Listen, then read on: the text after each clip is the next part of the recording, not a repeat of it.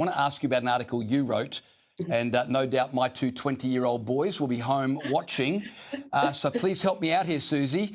Your article was pointing out it's not unusual for kids to be living at home with mum and dad until they're well into their 20s, even their 30s.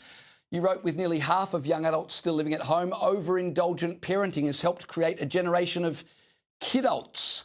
You say we're raising a generation of young people who've learned helplessness, and their helplessness is being sustained rather than challenged. Am I failing my kids by still allowing them to be at home at age 20?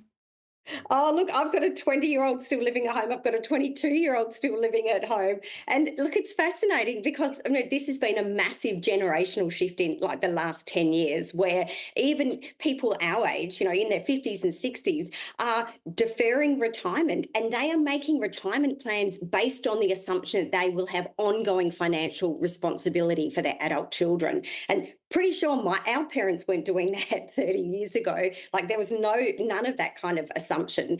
But you know what? I do love these stories about the kidults and, reflecting on my own perhaps too permissive parenting. I probably let them get away with too much because, we want them to be safe. We want them to save a bit of money. So we say, I'll stay home a bit longer. But, they're very obliging, which makes it easier.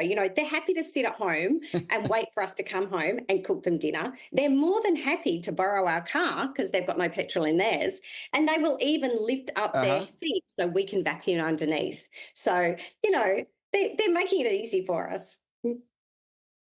Susie, I've got to go, so just help me out here. My kids are watching. Should kids pay board, yes or no? No, they're full-time students, but the minute they have full-time jobs, they will be paying board, that's for sure. Thanks for nothing. Thanks for nothing, Susie. Appreciate your time tonight. Good on you.